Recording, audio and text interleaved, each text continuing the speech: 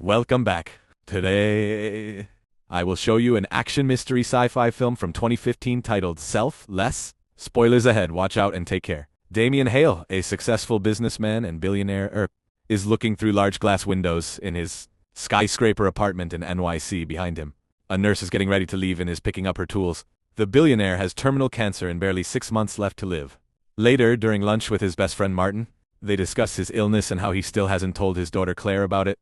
Damien doesn't have a good relationship with Claire because he was a workaholic while she was growing up and didn't spend enough time with her. Martin thinks that if Claire knows about the illness, she will forgive him and they will quickly make amends. Before Damien and Martin part ways, the billionaire asks his friend whether he's heard of shedding, and Martin says no. While in his limousine, Damien tries to call Claire but she doesn't answer. Then he pulls a business card of a company named Phoenix Biogenetic and remembers the conversation he had with the company owner, Dr. Albright. The doctor's primary mission in life is to offer humanity's greatest minds a way to extend their life and fulfill their full potential. He has created a device that can transport consciousness from one body to another, a process known as shedding. The company provides new bodies, genetically engineered to perfection, to everyone willing to pay big money for them. Damien remembers how he asked the doctor why their service was still illegal.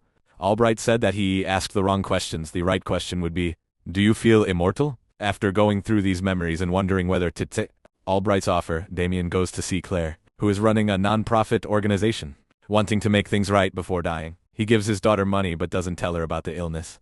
She refuses to take the money because she thinks he's manipulating her, expecting his checkbook to solve every problem. Later, Damien is sitting in his office, disappointed with how things turned out with Claire, desperate to have another chance at life. He continues to research shedding and Phoenix Biogenic. He discovers that the procedure was invented by Dr. Jensen and watches a video of him, explaining the philosophy behind it. Jensen wanted to free the mind from the body, and allow people to live even after the body dies. But as Damien is researching shedding, he starts coughing blood and faints. The illness is starting to consume him. So when he wakes up with breathing tubes attached to his nose, he decides to call Albright and schedule the procedure. Albright explains how after the switch he can't contact anybody and that his old life won't exist. He also instructs him to come to New Orleans and publicly fake his death.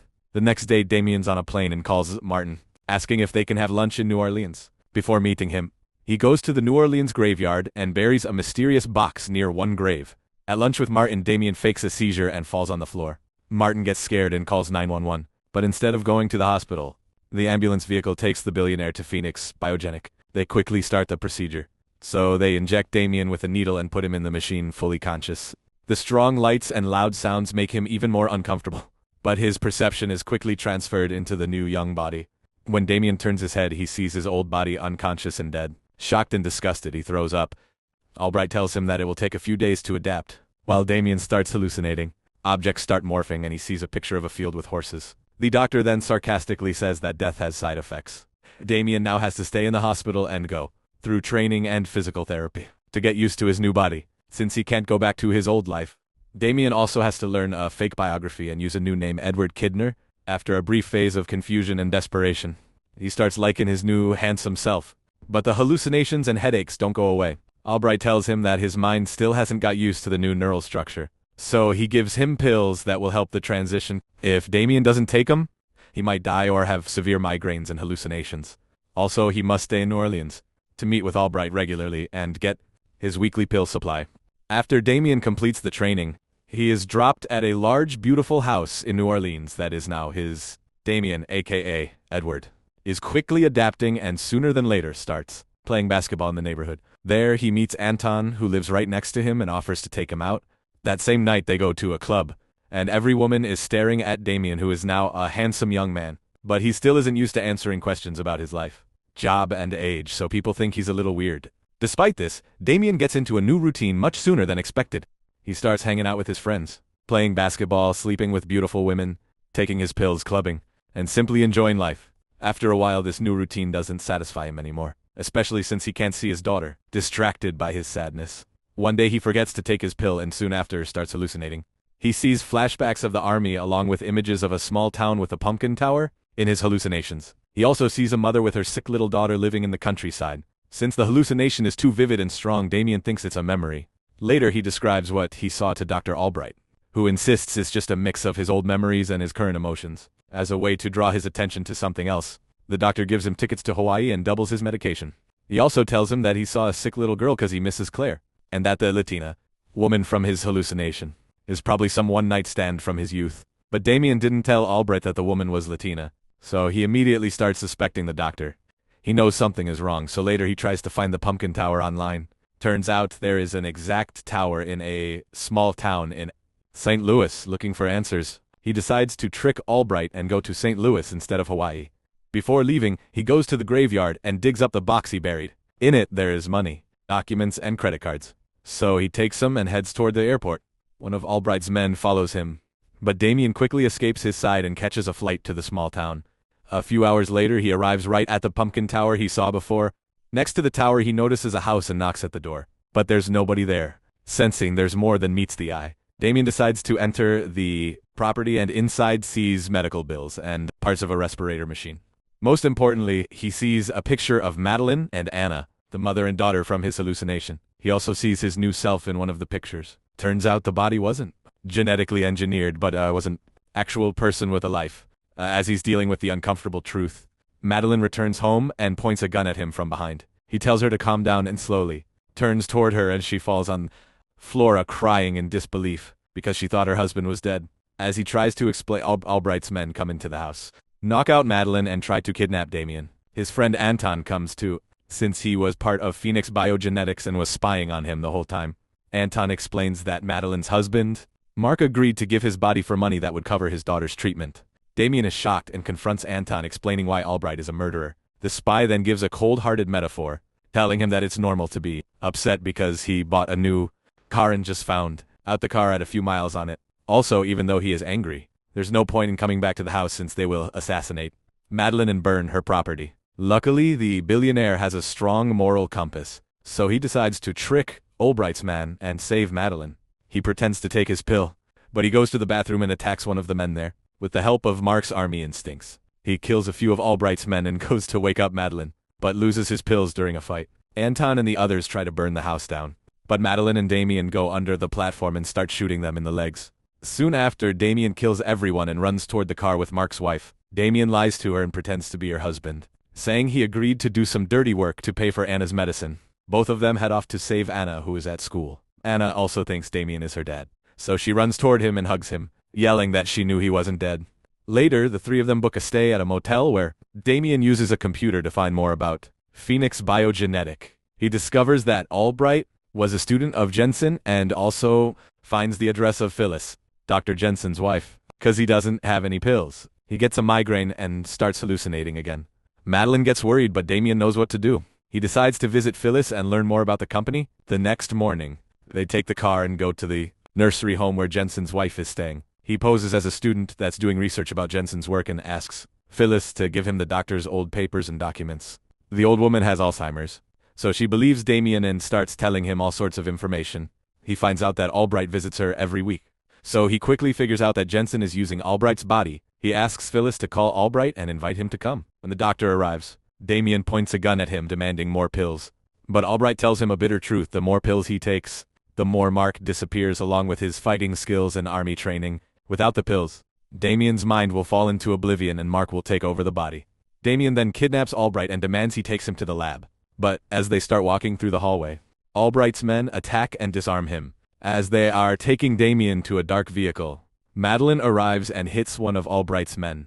Turns out it was Anton in a new body. It's not his first shedding, and that's why he can quickly adapt to new vessels. Damien fights off the other guard. But before the young couple runs away, Anton warns Madeline that Damien is hiding something, and tells her to ask him about their daughter's birthday. When Damien and Madeline get into their car, the concerned mother insists they pull over as soon as the coast is clear.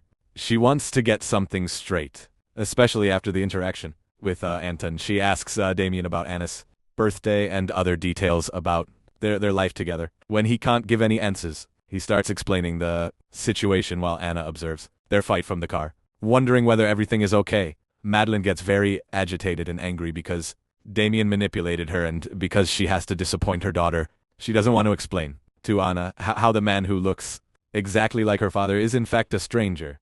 But suddenly Damien notices that all the mirrors in the house are covered. He knows that Martin's son died 2 years ago, and quickly starts suspecting that something is wrong. He runs and tries to find Anna, who's in a large kid's room playing with a little boy. Damien immediately figures out that Martin brought his child to Phoenix Biogenetic as well and gave him a new body. Turns out Martin ratted them out to Albright, and that the killers are waiting outside to kill them. But Damien confronts his friend and tells him that the little kid's body was not created in a lab, it was a real person and someone else's child. Martin is shocked and disgusted, so he decides to help them this time for real. He takes Madeline and Anna to a safe location on foot through a forest while Damien drives off in a car as bait. Soon after, he gets into a car chase with Albright's men who are trying to capture and kill him. After shooting and crashing their cars into each other, all of them get into a massive car accident. Damien gets out of the car and makes sure everybody is dead before going to the diner where he's supposed to meet Madeline and Martin. However, Martin's the only one who arrives. He explains to Damien how Madeline and Anna got ahead of him in the forest. They asked for help from a mysterious car on the road, but little did they know it was Albright's men. So they got kidnapped and Martin couldn't do anything because they were far away. Damien also learns Martin planted the business card from Phoenix Biogenetic as a way to help him.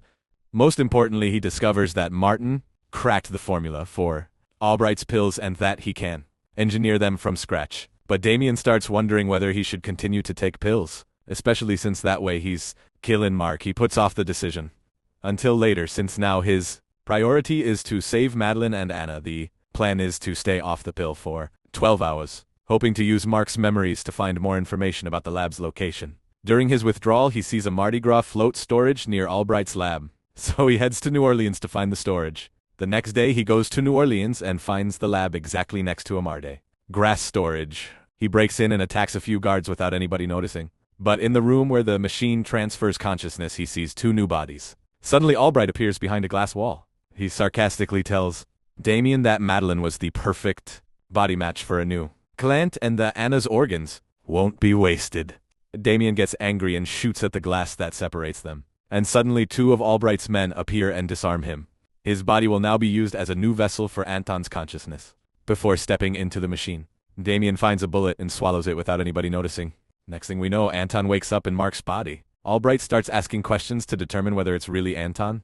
After he's convinced, he sends him on a mission to assassinate Madeline and Anna. But when Anton enters the room they are staying at, he kills the guards instead and saves the mother and child. Turns out it was Damien in Mark's body all along. The 3 of them start running away and fight off Albright's men. Soon they end up in a room which separates them from Albright with a glass wall.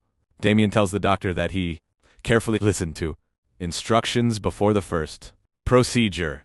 He remembered that the transformation won't work if there's metal on the bodies. By swallowing a bullet, he managed to remain in Mark's body. Albright doesn't think that Damien will kill him because he's the only one who has the pill formula, but he doesn't know that Martin cracked the code. So Damien burns the doctor with a torch.